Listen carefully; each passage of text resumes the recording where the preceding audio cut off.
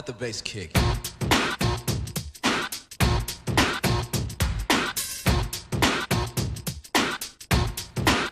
Oh, yes.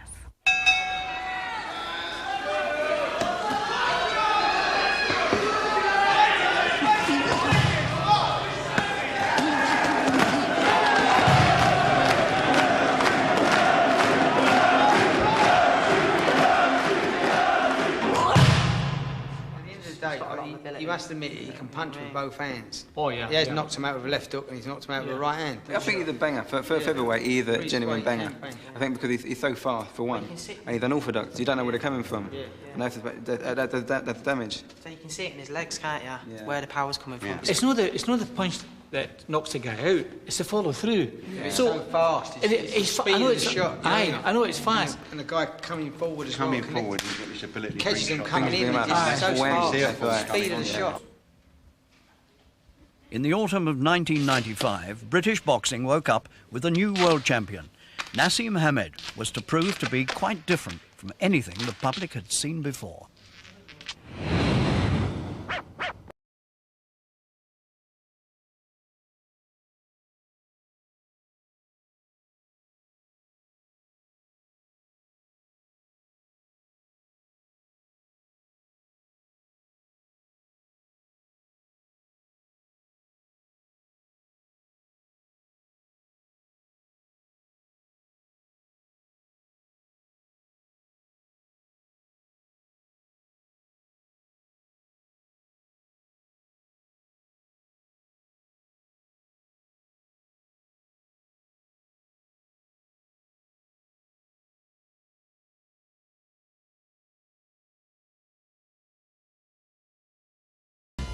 His biggest is his strength. He's so confident that down the line could be his undoing. He's Muhammad Ali, Georgie Best, Gaza, Arnold Palmer all wrapped into one. Watch him, enjoy him and make the best of it, because when he's gone, people will look back and they think, bloody hell, he was brilliant. He does things that other people would like to do but couldn't possibly do. I mean, it's all about timing, rhythm, confidence. He's got it all. I love his attitude. Like, people will say he's a bit mouthy and he's this and that, but he's backing it up, you know, because he's knocking MFs out, you know what I'm saying? He's knocking them out of here. So, you know, as long as he can do that, he can have the attitude and that, because that is what people want. In a few short years, Naseem has taken himself and his family from a couple of rooms above his father's newsagent shop in Wincobank, just outside Sheffield, to a world full of riches that his family could scarcely have dreamt of, and to a celebrity status in Europe and the Middle East that's put boxing back in the British sporting headlines.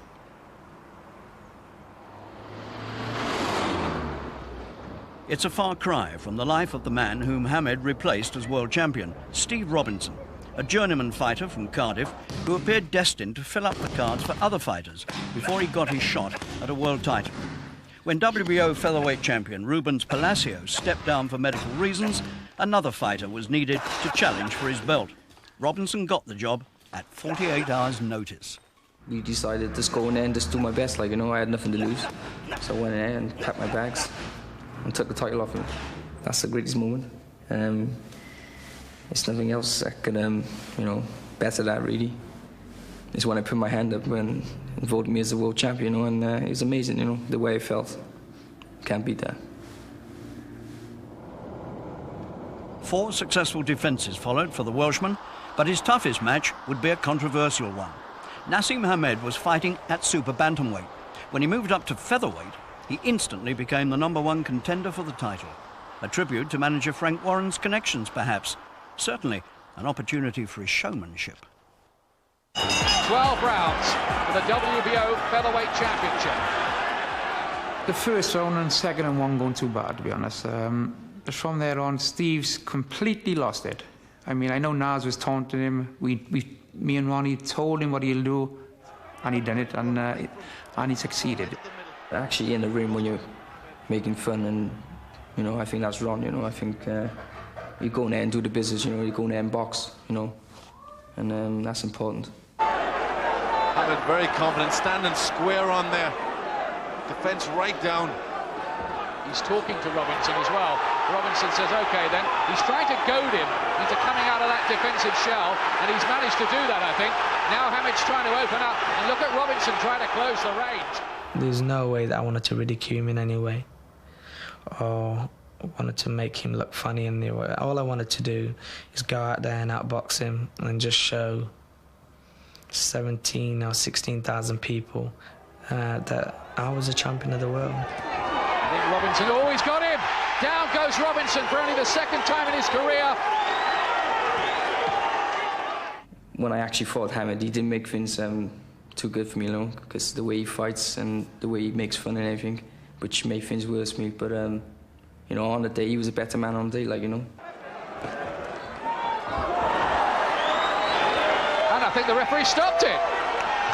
He stopped the fight as he slipped in the corner, and Prince Naseem Hamed is now king. I think he really came of age that night. He bowled over lots of people, but the nature of the business is that you're put in with people who you are going to probably bowl over at any level when you're developing. And Robinson had beaten lots of good champions who had very good credentials. He outboxed him, he outmanoeuvred him, he outflanked him, and I think in the end he left him with nothing to offer, and then eventually he knocked him down with a couple of punches, and then you suddenly thought, this guy's got real talent. I always knew that I wanted to be something outstanding. I didn't know what it was going to be at that time. You never do know at the age of 7 or whatever, but I always knew that I wanted to be totally different, and just a big success. Just a very big success, but I never knew exactly what it was going to be until I walked in that gym, and I knew it was a sport for me. Hamed is an exception, a fighter from an Arab culture where sport is a pastime, not a profession.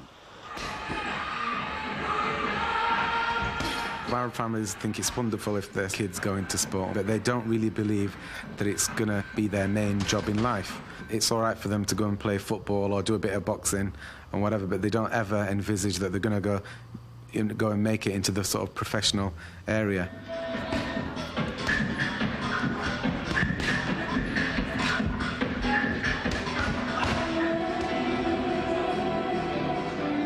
Naz is an exception in a way. I mean, my parents didn't really want him to go into professional boxing, but it was his decision. He stuck with it, and, you know, thank God, it's worked out for the best.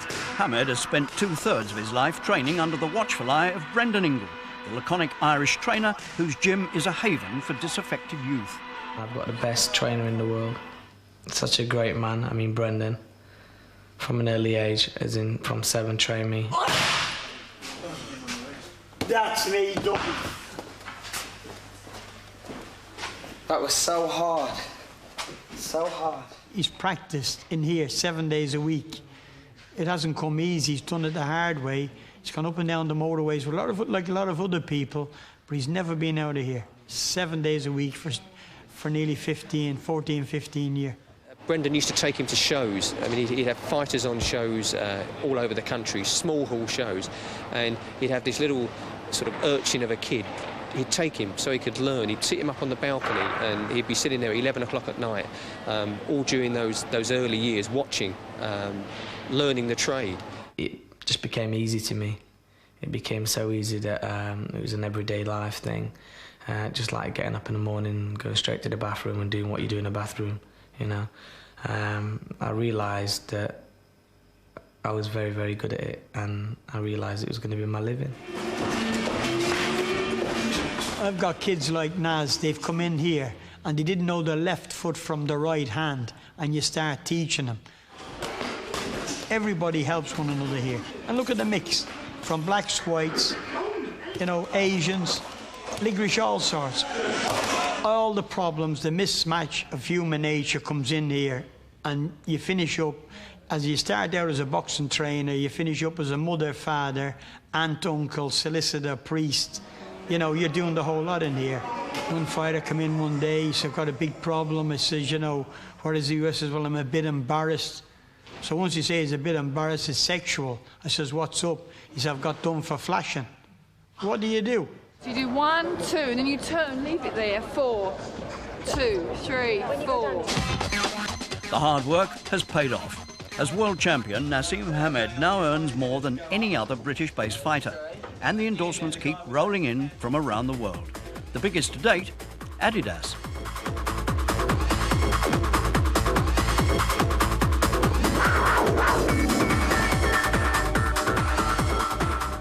The kind of sponsorship deals that we're talking about are not going to run into the sort of hundreds of thousands or whatever. They're going to run into, you know, millions. You know, the potential is unbelievable.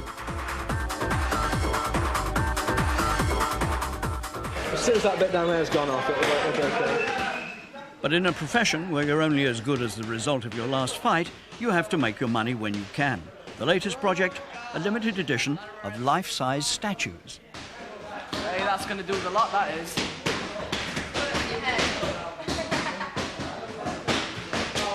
Despite his fame and a bank balance which could finance a gym of his own, Hamed still trains among the children and the amateurs. His celebrity status a minor distraction to the hard work of training. Definitely tell it's an Arab hand. Yeah, it's in somebody's pocket. Marvellous. You've got to be careful with this. It says oh, look at that. Look at that. Then it said... 5 fingers. But what makes him better than the rest? A combination of speed, reflexes and power has swept aside everyone he's met as a professional and drawn the appreciative eye of those in the know. Nas is unique in the sense that he doesn't do anything conventional. Everything is done in the most awkward and unusual ways. He punches you and he hits you outside of your peripheral vision. And that's why he is so destructive. Any ex-fighter will tell you that it's the punches you don't see that does the most damage. And that's certainly the case with Nas. Eyesight, indispensable to a fighter. People don't understand what the eyes do for you. Peripheral vision, the ability to see punches coming. That's why Ali never got hit. He doesn't get hit the same way. It's not that he's moving his body so much as that his eye coordination with the rest. He knows where the punches originate, so he knows how to get away. That's instinctive. You don't think about it. You don't say, oh, here comes the left hand, let me duck. It's like that. When it stops being like that, when they get old, that's when you get the beatings. When your brain tells you, here comes the left hand, it's too late, you got hit. Now, this kid's got great eyesight, got great leg movement, excellent legs. And those two things, what Ali had, great eyesight, great movement. You can combine those two. Now, with this kid, you add another element. He can punch. Punching power on display in his return to the ring in spring 1996 after breaking a bone in his right hand. Oh, my word! That was the right hand we were worried about. The fight's all over. The fight is all over. His legs have gone. The referee could just call this. Nazo, I wonder if he'll back off and just let him recover. Because this fight should be stopped. That young fellow's legs are completely gone. Hamed's disposal in 38 seconds of what some claimed was just a warm body for his return match rekindles the debate about the quality of his opponents. The most clinical finish seen in the British ring for some time. We've had some criticism about some of his opponents, which I think is justly unfair. I was looking at his record yesterday. I think it was about 3 or 4 years ago. He fought a guy called Loreno Ramirez, and he knocked him out in 3 rounds. 2 years after, Ramirez fought for the world title and went the distance with the champion, getting narrowly beaten the other man's country on points. He fought Vincenzo Belcastro, absolutely won every single round, stood him on his head. The following fight, off went Belcastro and lost a split decision for the world title. So they're quality fighters that he's fighting, but he's, you know, they just can't stand up to his power. That the one thing he's got for him is this tremendous punching power. I mean, if he hits them, it's all over. You know, even though 1 or 2 of them have got good names, they're past their sell-by date. And I think he has to fight somebody that's decent, and people can turn around and say, oh, well, this is a good guy he's fighting. It's very easy, you know, and easy to say that, but it's all about money. It's professional sport. You know, it's all about getting these guys who's, you know, am I going to fight you in America? Am I going to fight you in England? Am I going to go to Latin America? There's a lot of things to do. He cannot continue to fight opponents such as he's been fighting because they say this is an English deal. Naseem is international. He's worldwide. He's world-renowned. And Frank and I must get together and find him the type of quality opponents that will catapult him into the greatness that is his. In the summer of 1996, that means looking for opponents across the Atlantic. One name often mentioned at that time is the so-called baby-faced assassin, WBO's super bantamweight champion Marco Antonio Barrera, a man with a dismissive view of Hamed's ability.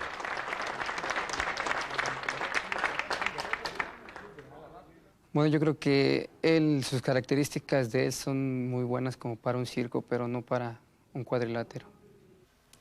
Very good. That's his opinion. I just cannot wait to prove to him who's going to be looking like a circus act at the end of the fight, because I know my ability and my talent, and through the gift of God, what he's gave me, he's going to carry me all the way, you know. For now, though, Naseem's attentions are directed to Newcastle, where he's to fight the WBO #1 contender, the previously unbeaten Daniel Alicia of Puerto Rico. It's Naseem Hamed. I'm here to box. I just can't take the power. The locals have no doubt as to his abilities and take the Hamed family to their hearts. This boy is Mr. Naseem's dad. How do you know? How many rounds? How do you know? I know the good-looking ones. Maybe two or three rounds. Mr. Hamed, Naseem's dad. #1, Wazin. Class. Well, I think he's just a good performer and that. Good entertainer. He's We're talking a hell of a boxer. Huge big eyes, gorgeous soft skin, and a body to die for. Inside the hall, there's a party atmosphere. One fan keen enough to get Hamed's features tattooed on his thigh. The anticipation is unique in British boxing.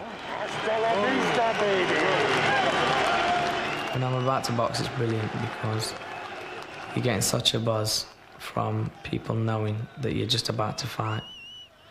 And they're screaming upon screaming, and the atmosphere is just electric. And you feel that I'm definitely going to have to knock this geezer out. You feel that you're going to have to box to your best ability. And that's what I do. I don't let it get to me. There's no pressure on my shoulders. I just box to my best ability. And it works every time.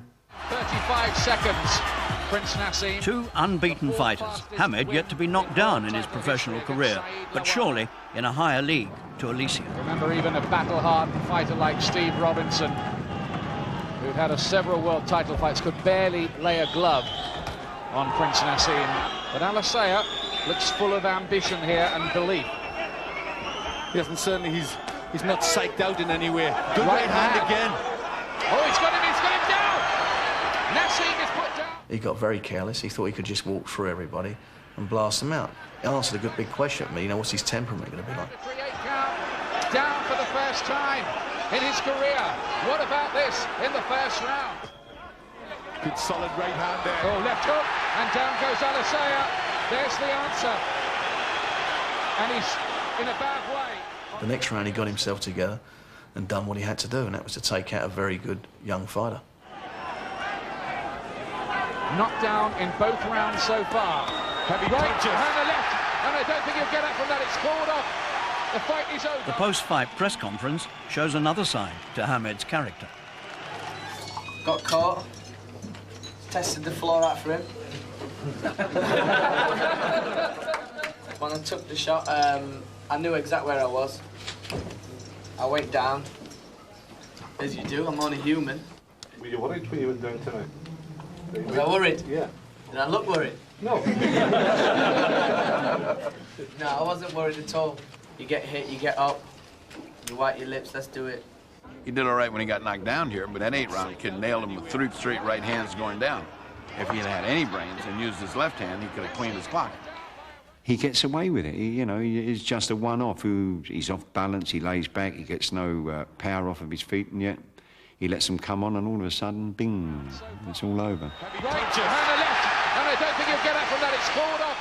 Boxing's a great deal of luck, and it's a great deal of going with every kind of opponent. You have to go with a left-hander, with a stinking guy from Cleveland. You got to go with a bizarre, jinky kind of guy from Africa. You got to find it. That's what's the essence and the beauty of boxing. It's one person against one person, no matter what the nationality, no matter what the color, no matter what they're talking. Once that bell sounds, they're talking the same business. Pain. Daniel Alicia would return home to consider his future. The the Hamed bandwagon simply gathers strength. Apart from a brief spell in the Yemen as a child, Naseem has lived in Sheffield all his life, along with his 8 brothers and sisters. Like many immigrant communities, the Yemenis in Sheffield have suffered from discrimination and alienation. A celebrity from their own people is a rare find. Yemenis actually really do believe that Naseem has put them in the world map. The bank manager in your local street would have not known where Yemen is before Naseem came onto the scene. Nor would have the local doctor. Nor would have the member of parliament, yeah? But now everybody's talking about Yemen.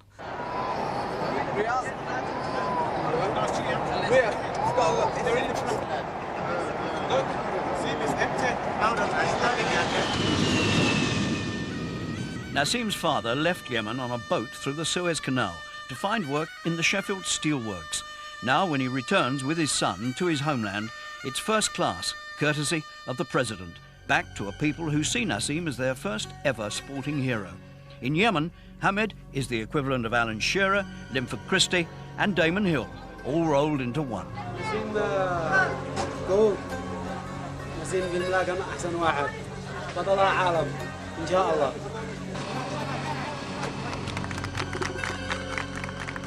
الله نسيم والله حبوب وناجح يعني ونحب أن نشوفه يعني في كل دورة يعني وفي كل حلقة وفي كل يعني نفتخر بأنه جيد جدا وإن شاء الله يقوم إلى الأحسن إلى الأحسن إن شاء الله.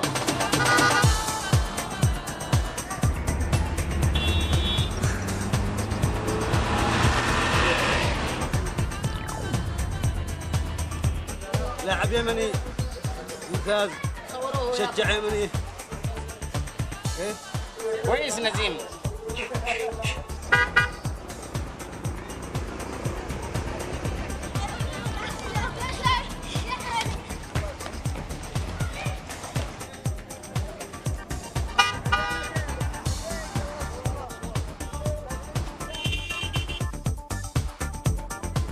The adulation of the reception came as something of a surprise to Frank Warren. I felt like I was a Christian being led through the old town, you know, ready to have my head chopped off. It was just straight. It was unbelievable. I've never seen. It's probably like Beatlemania. You know how Beatlemania was. They were just going crazy. I didn't find it threatening. It was a very unusual and unique experience. But he wasn't fazed by it at all. You know, he handled it very well. It's just brilliant to go back to a whole country who love you, admire you, and support you and encourage you.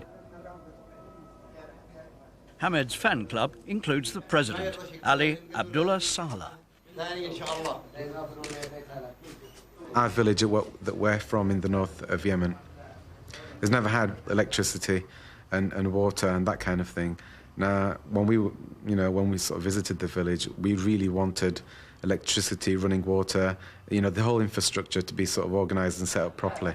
And Naz spoke to the president about it, and within 48 hours, the whole village had water, running water and electricity, and roads starting to be sort of done up and everything. President's a big fan, a very nice man, a very good fan, and loves to watch me box and always rings me before fights and after fights. Some very, very nice presents being given by him. The latest are the keys to a house for his parents in an exclusive area and land for his own just outside the capital, Sana'a. It's where my parents are from, you know, it's where they were brought up. The place is going to be a more modern place in, 5 years' time. It is a third world country, but it's the people inside it that make it, you know, they're absolutely brilliant and support me in every way. To them, it's a national hero, you know.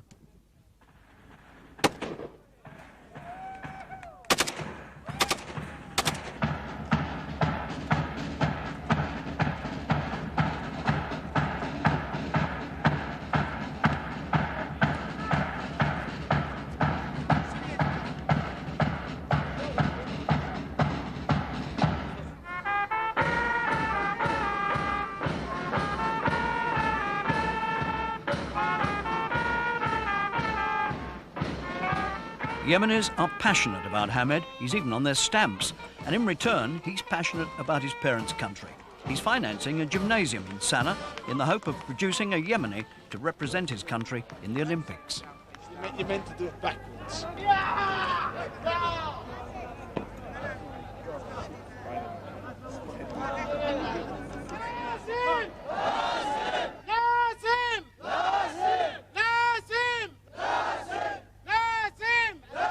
But the closest thing to his heart is his family.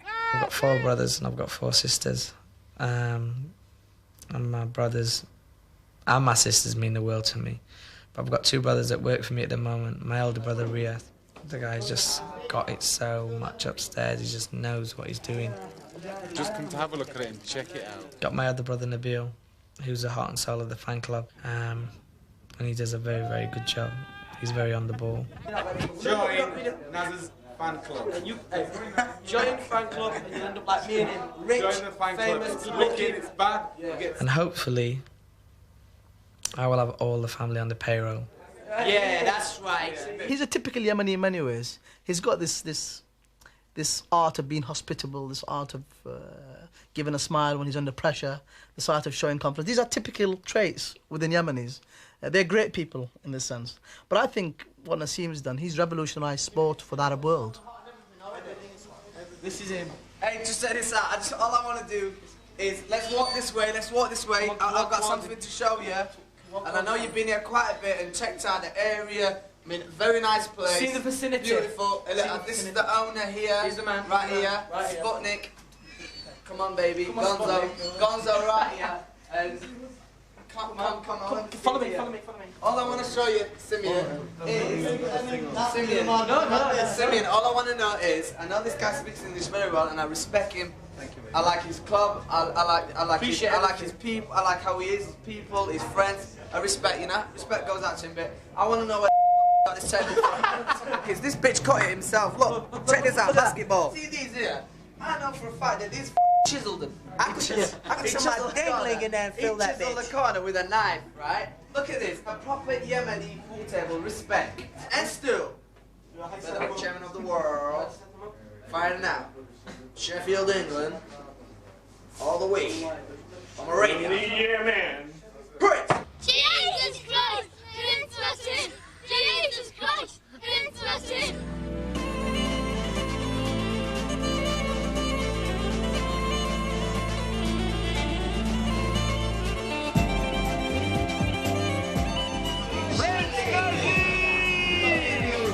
Only in Dublin! Prince Naseem!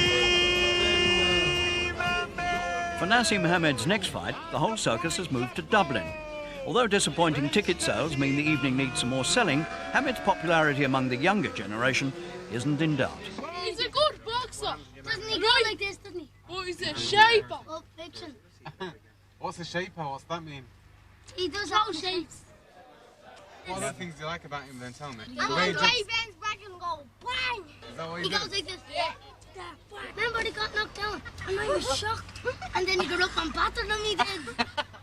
Ladies and gentlemen, a very good evening to you, and we welcome you to the official weigh-in for the big fight card coming away, 3 World Championships. Hamed's opponent is a former world champion from Mexico, Manuel Medina, who'd beaten IBF champion Tom Johnson once. Johnson got his own back twice after that, and the tough but eloquent American is considered as a possible future opponent for Naseem. Despite the smiles, all is not perfect in the Hamed camp. He's suffering from a cold bad enough for him to be given antibiotics, but he insists on carrying on with the fight. Naseem Hamed.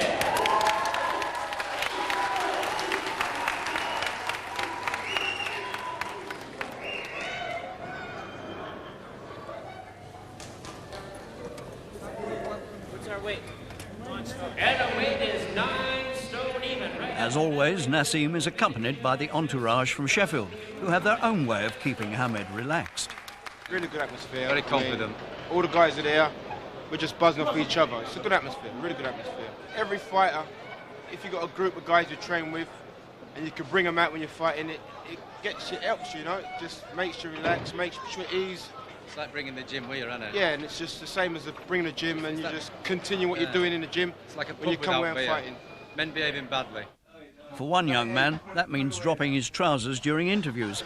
and that's a joke too far for the organisers. Now listen, you can do what you like. You can dance around the streets naked if you like it. But when he's doing interviews, We can't. She's when he's doing interviews, Yeah, keep your trousers on. you're doing nothing to disrupt him. No. Because he hates doing interviews. Yeah. It takes him ages to do it as it is. And if you disrupt him while he's doing it, well, as you've got him to do it, The nads. then you see that. Disrupt the nads.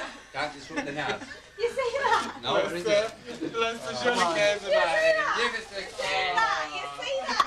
I make sure I've got the right people around me before I fight. That's in entourage, everybody. I make sure there's my family there. And you've got Johnny, from Johnny Nelson to Ryan Rose to Clifton Mitchell. There's loads I could be reeling them off all day. I have so many with me who are just going to completely make me laugh wherever I am. And coming up to a fight, it's what you need, I think, to be relaxed everywhere possible, you know? And they do that for me. It's like boys out, isn't it? It's like that's what it is, like the boys being away for the day, and or for the week on holiday and having a bit of fun.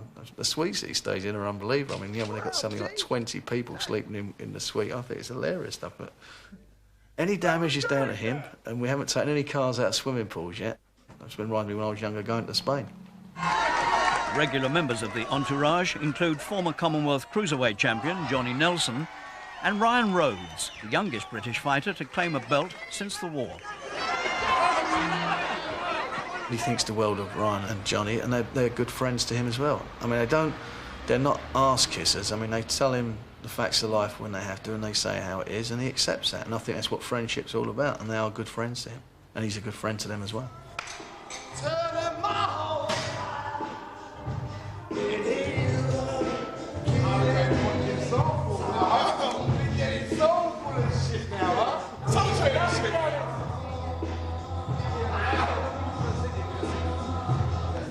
The pre-fight press conference, a chance to get up close to Manuel Medina. More importantly for Naseem, a verbal sparring match with the acknowledged king of the featherweight division, Tom Johnson, defending his IBF belt on the same bill. We're hoping out of this that the winners of these two contests are going to fight each other sometime in late October. From a promoter's point of view, I'm hoping that it's going to be Tom Johnson in there with Naz. I think that's a good fight. I think it's the fight the fans want to see. And hopefully we do meet in October. And I say we both lay our purses down on the table and win and take all. I have no problem with you laying your purse on the table. No, you gotta lay your own purse and my purse. I know you got no problem with my purse. You have to speak for I know yourself. I'm gonna win. This is the business. It doesn't matter what you think. This is the business. I mean, come on. I don't fight for free. You. This is my living. You would be the soon It wouldn't make a difference, mister. It wouldn't make a difference. And like I said, this isn't a moment to get into a best mess. You need to worry about the nature of the hand, and so do I. You need to stay focused on the man. I am focused. End of the day, I want the fight. Okay. I want the fight. Tom's one of the best featherweights in the world. He's met some of the best featherweights in the world. But Tom, like a lot of opponents, including Medina, McCulloch's not a featherweight, he's a bantamweight. When I finish here, I'll have a boxing conversation with any of you. But you know, if you know McCulloch's a bantamweight. He's not a featherweight. Do you know the difference between that? And we're talking about...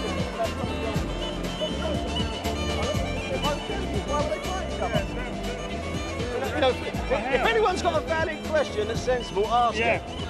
Let me finish. Let me finish this, and I'll go over there and talk to all of you.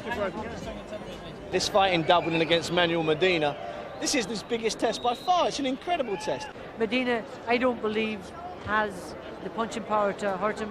He doesn't have enough concussive hitting power to cause him any real problems. He does have a good chin, however, so he should pose problems, and if it drags into the late rounds, it will answer a lot of questions for him.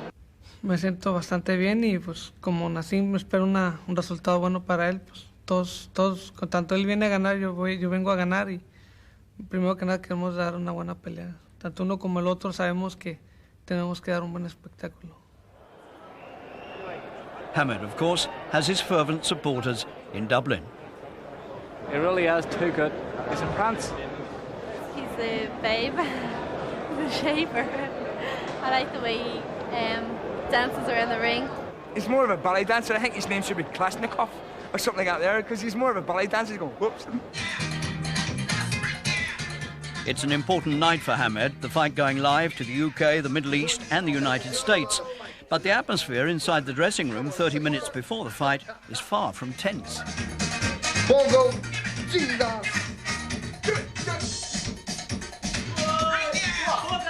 I've never seen anything like that in a dressing room. It's like going to a rave. And it's crazy timing there, you know. But he gets up on it, and it's good for him. We've cut down a bit on the amount of people who are in the dressing room now, because it was getting ridiculous. I mean, you had to look for him at the end. It was like being on a tube.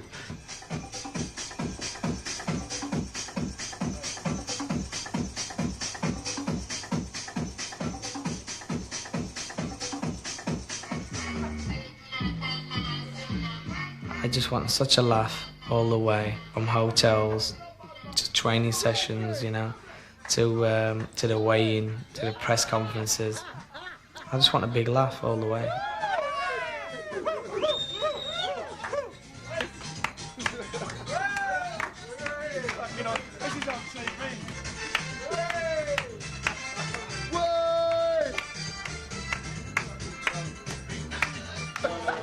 Another successful defence for Johnson, his 10th, although a lacklustre performance produced only a points decision. But the king is still on the throne. Okay. 2 of them. Let's make sure they can. Okay.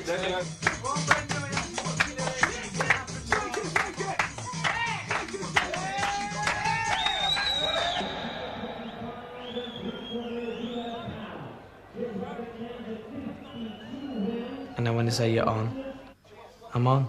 Just go out, box on my best ability, knock somebody clean out.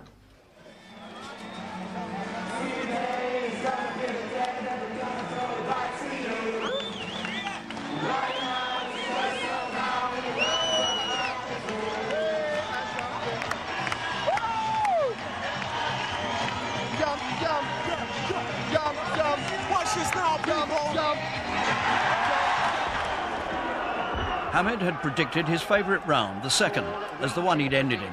Manuel Medina and the referee had other ideas. Blood around the face of Medina. This is the round he predicted he'd win. The left hand puts Medina down. Is he going to be able to get... Hamed's corner are convinced that Medina has over 10 seconds to recover from the knockdown.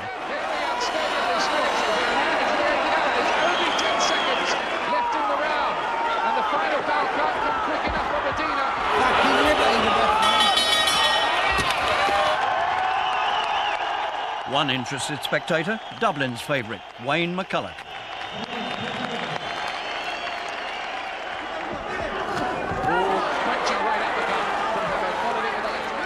Complaining of a lack of breath and facing a man who refused to give in despite tremendous punishment, the Dublin fight was to become the toughest and most brutal of Hamed's career. Medina. Bit unsteady on his legs again, a little hard. Smile plays across the lips of Hamed as if to say, not in trouble, but there's a lull in the action, and they will have to put the gum shield back in. Well, it didn't seem a good time to do it. Oh, he gets through with a shot of his own again. It ripped Hamed's head back on his shoulders. And the warning's Hamed's had about giving his gum shield. That's why Medina's been down, and remember the 3 knockdown rule is in effect. So one more knockdown in this round by Prince Naseem Hamed will give him this fight. And someone at Medina's corner was trying to wave it over there, but he's sacked hands. Caught again with a left and another right, and Medina will not go down for the 3rd time in the round. And there are what? Just 10 seconds left. He's rocked yet again. Somehow he stays on his feet. He will not buckle this Mexican. How has he got through this? Unbelievable stuff from Medina.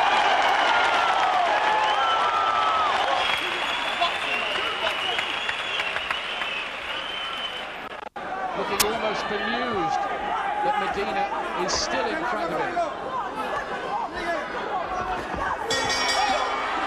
Medina's corner eventually pull their man out of the fight. We got value for money tonight because Naseem is the champ and we love him and we'll follow him wherever he goes. Oh yeah, it was a great night out. It's the first time I've ever been to a fight and I really enjoyed it.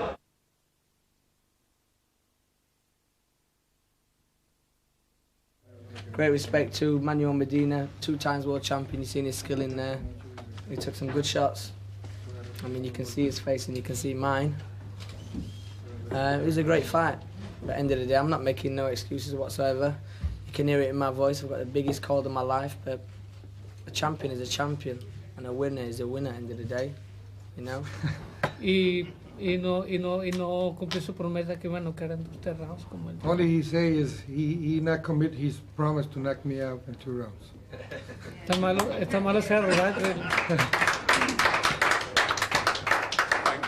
I wanted to cancel the fight, not cancel the fight, postpone it for a couple of weeks. Naz insisted that it'd go on and it'd be all right. And looking back, I should have been more stronger and said no. But he said he wanted to go on with the fight. But that's not an excuse. They are genuine facts. What happened, and under those circumstances, I think it was a tremendous performance. I wouldn't give it more than 5. But I'm telling the truth. I think the problem is I think a lot of you people were negative towards him.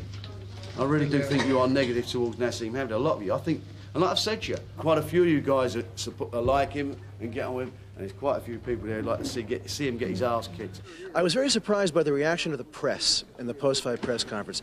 They seemed very critical of Naz, and I was thinking about it. Why are they being so critical of a guy who had 3 knockdowns against a very, very tough opponent in Mr. Medina, got rocked himself in the 8th round, came back after that to have a spectacular 9th round and a good, strong finish with an 11th round TKO. What's their problem? Why are they criticizing this? It was a tremendous performance. Some of them older journalists, they think, no, he's rude, he's arrogant, and they've missed the plot entirely. They just don't understand what this is all about. Britain likes to build you up, get you beat, and then they like you because you'll become one of them again. If you're going to be a footballer, a boxer, whatever you're going to do, a runner, Olympics, why do you want to come second? Naz is a winner at the moment. Naz is a winner, and that's the way people, that's certainly the younger generation, want him. He's brought a new generation of fans to boxing, and I noticed when we put a show on down in Shepton Mallet, as we come out of the dressing rooms, this was about 12:30 at night, there was all kids outside. They should have been tucked up in bed. As long as they turn up, that's the main thing. I'm not really bothered, but I prefer them to love me and prefer them to think that, well, he is the best fighter ever came out of Britain. As long as the, bums sort of fill the seats up and money's rolling in, you got no problem with that kind of attitude at all. With the critics still claiming Naseem is being shielded by Warren, his next opponent has to be chosen. The press demands a fighter of Barrera's status. Barrera's people, I made them an offer last year, quite a big offer for them for the match with Naz, and I've spoken to the manager Ricardo Maldonado, who's a really nice guy, but they ain't going to let their fighter come here to fight Naz. But I believe they will do in time because I think the business will call for it. It's going to be one of those big matches. They are ducking the issue, not Naz. Next on the wish list, Azuma Nelson, the professor, age uncertain, but quality not. Azuma Nelson, he sat in my office. I gave him an offer of £1.2 million to fight Naz, and he went off to sign a deal with Bob Arum, Top Rank, and defend his title for $300,000. Got it all in writing. The spotlight turns back on the IBF champion, Tom Johnson. Yeah, man, I want one of these. Johnson, he up to us now has trebled what he asked for originally, or what we offered him originally. And this is a guy who fights for probably the biggest purse he's ever had in his life. I think it's $200,000. We'll put times that 10. That's what he's asking for to fight Naz. So it's not financially viable at the moment. The biggest night in British boxing fast approaching. The regulation photo call for Naseem, and the next man with the chance to stop the bandwagon, the previously undefeated Remigio Molina from Argentina. What's your name, son? You've got this debate today, I want to get it on. 2 things to say. Need some new baggies. That's right. I said it. Boy needs new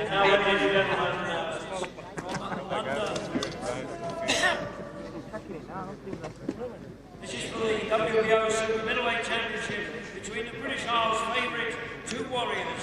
Firstly, the challenger and former 2 times champion of the world. It's the old, relaxed and informal Naseem that's on display at the weigh-in. The Dark Destroyer, Nigel.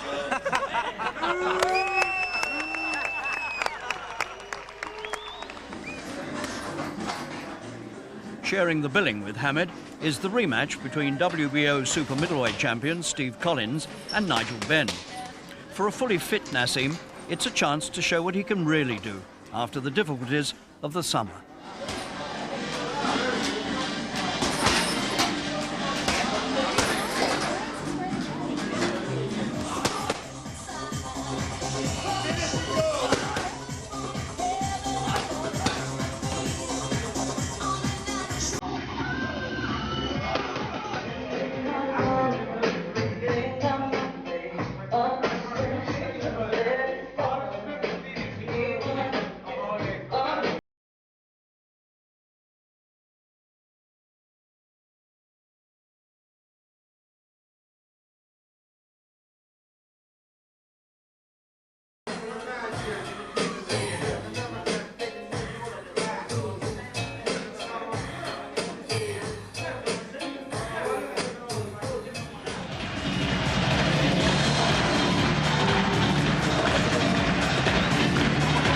Prince Naseem, well, I'm told the theme of all this is that he's going to roar some defiance. He's like a caged animal there. That's what the choreography is this time. Trying to step it up now.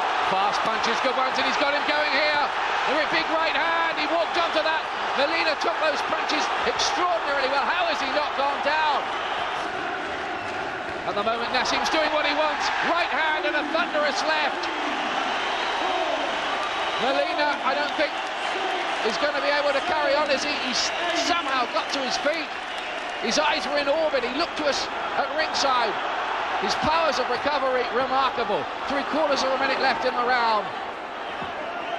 And Naseem Hamed wants to get the job done in the round that he predicted. Well, Molina's brave, but his feet, his legs just don't look quite there. Unsteady legs, and you just think it's a matter of time now. It is over. It is stopped in the second round. He said round 2. It is round 2. How do you feel, champ? I feel great. And what's your prediction for That's with a big G. Now, can you justify getting paid so much for one fight? 2 rounds. Can you believe I predicted the round, the minute? Did I even predict the shot? But you feel guilty at all? Guilty? I dismantle men like that for breakfast, man. They come over to this country, they get prepared to get knocked out. I want from the entrance to the music, to my holiday booked. Everything is set. Did my business out of there. At the moment, Naseem's doing what he wants. Right hand and a thunderous left. The drop shot was a good shot. Yeah. The put down shot, it was clean, flush on the chin. BAM! I bet you know this, bro. That's 5 minutes work and it's all over. Next for Naseem, a holiday to America and an appointment at Barrera's next title defence, where, to the surprise of everyone apart from Hamed, the baby-faced assassin is beaten.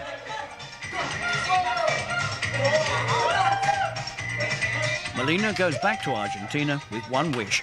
I'd like Naseem to open a bank account for me, he says.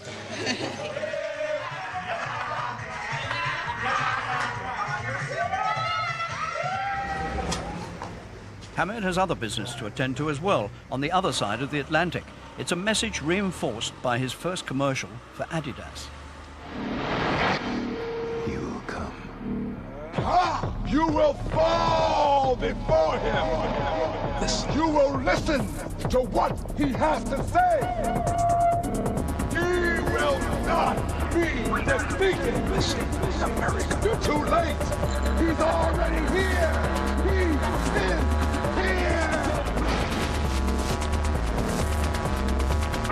I'm coming. I'm coming to take it. I'm coming to take over. With the retirement of Frank Bruno and Nigel Benn, Naseem is now the jewel in Frank Warren's crown. The big money in boxing, though, is on the other side of the Atlantic. But Hamed faces a dilemma. To be recognised as the finest pound-for-pound fighter in the world, he has to be recognised in America. But Americans pay scant attention to the lighter fighters. It's still the heavyweights who get the attention. They like heavyweights because people associate themselves with one big fighter, so they tend to term Tyson as my man, he's my man, or Larry Holmes as he's my man, he's my man. And they're not that knowledgeable about the lighter weights. The featherweights here, and let's say the lightweights, even the welterweights here, they earn a fraction of what Naseem earns. The two guys on the bill, just on the last Tyson bill, Felix Trinidad and Terry Norris, they made less than £500,000 for their defences. It's my understanding Naz is making that now. Naz doesn't need to come to Las Vegas. He's already a big shot.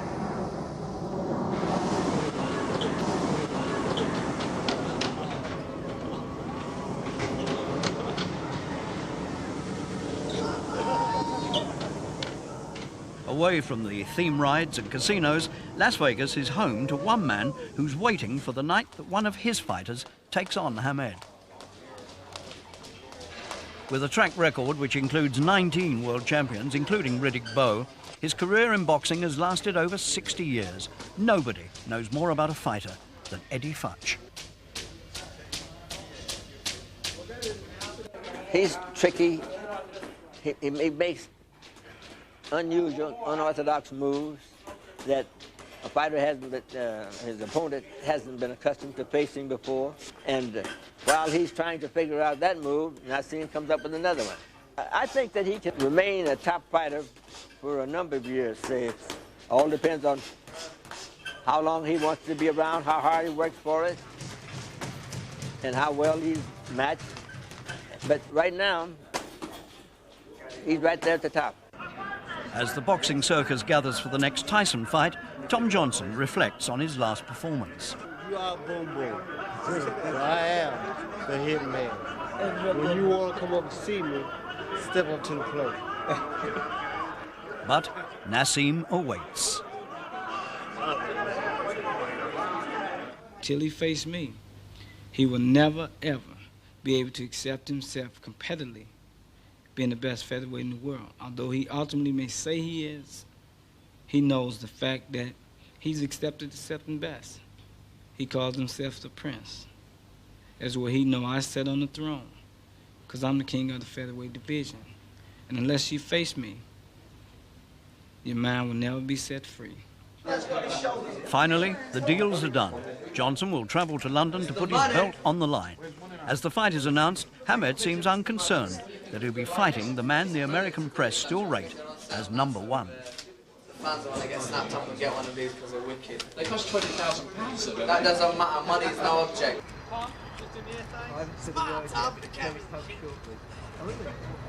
Can you do all down there, please?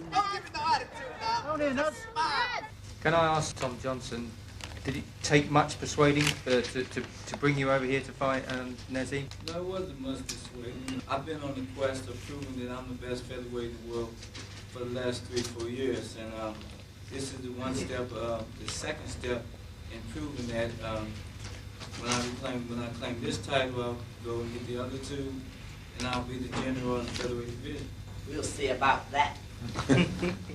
Let me ask you, Naz, what you think of Tom Johnson. You've seen him fight, and it's a fight you've wanted for a while. The fight I've been wanting for ages. I've watched him through his successful championship victories, and I think, whoa, he's done really well. He's done very, very well in my eyes. But, and this is a big but, I honestly think that my strengths are my youth, my ability, my skill, my belief in God is the main thing I'd like to get across.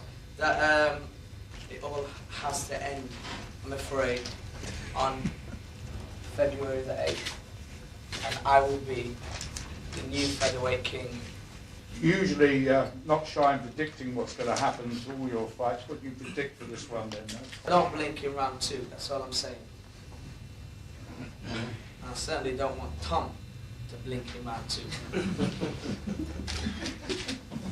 If you beat me, I will say you're the better man. Simple, plain and simple. You see, that's the difference between you and I.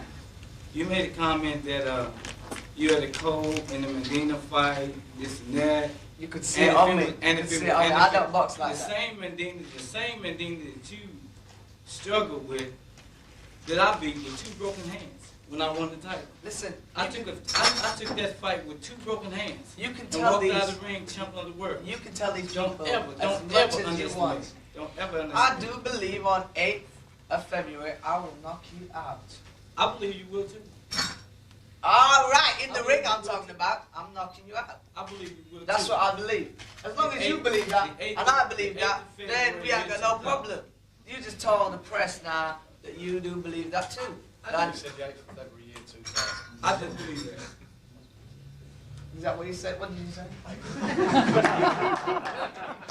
I can't hear you now. Because you're going to lose that one. We'll see. We will see. Anyway, without that, we're going to see. I can't wait. End of the day, may the best man win. I really believe that he has internalized the belief that he is on a mission, that he's here to be a legend. He wants everyone to see him and see his ideals. He is focused on becoming one of the best boxers in history. Undisputed, unbeatable, undeniably a dynamic force in the field of boxing, a smile that is infectious. He's addictive. He's a wonderful personality. He's a dynamic guy. Assalamu alaikum.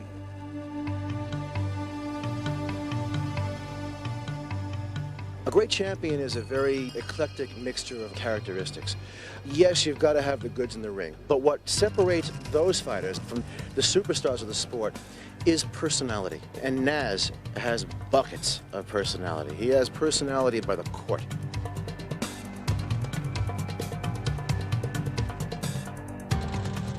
I would say don't be fooled by all the flash and the feathers and everything. Under there's a tough little guy fighting with big ears. Can't get caught in a stiff wind or we'll lose him. The only one that's going to beat him is himself. You see, look, he doesn't drink alcohol, he doesn't smoke, he doesn't gamble, he's got a steady girlfriend, and he's not into drugs. What is his vices, if you call them vices, is fast cars and boxing. He likes getting in the ring, beating people up. When Ali came on, everybody wanted to be like Ali. Every time a Rocky film goes on, everybody wants to be involved in boxing. The only trouble is, there's only one Naseem. I'm destined for greatness and I'm destined to be a legend, and I can't let myself beat myself, you know. I'm looking to retire a legend and undefeated, to not get beat at all, and become one of the best, if not one of the best fighters in the world, if not the best. And then, as I say, only time will tell.